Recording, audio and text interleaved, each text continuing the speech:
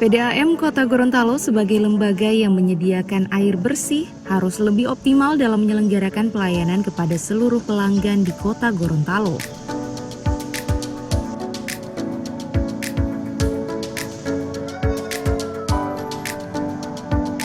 Sejak adanya pergantian Direktur PDAM Kota Gorontalo menjadi salah satu momentum untuk meningkatkan pelayanan serta pengelolaan manajemen yang lebih profesional untuk melayani 210.000 jiwa masyarakat Kota Gorontalo. Untuk menunjang pelayanan tersebut, saat ini PDAM Kota Gorontalo didukung oleh 5 unit instalasi pengolahan air, masing-masing IPA Kabila dengan kemampuan 218 liter per detik, IPA Bulotada Barat dengan kemampuan 70 liter per detik, IPA Botu dengan kemampuan 40 liter per detik, IPA Dungingi dengan kemampuan 20 liter per detik, dan IPA Pilolodaa dengan kemampuan 10 liter per detik, sehingga total pelayanan distribusi air bersih sebesar 358 liter per detik.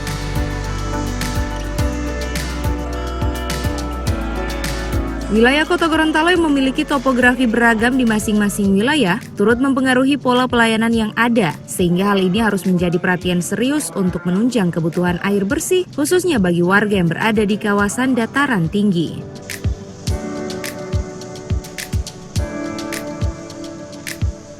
Dalam apel kerja ini turut dirangkaikan dengan penandatanganan Fakta Integritas serta launching perubahan nama PDAM Tirta Dharma menjadi PDAM Muara Tirta. Paling tidak, hanya 3 hal saja yang dituntut oleh masyarakat.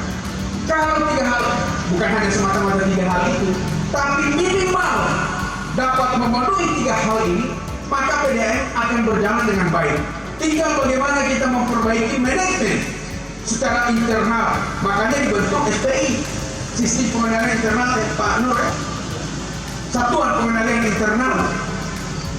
Karena itu kita bukan hanya sekedar bertugas secara eksternal, tapi internal juga harus dilakukan.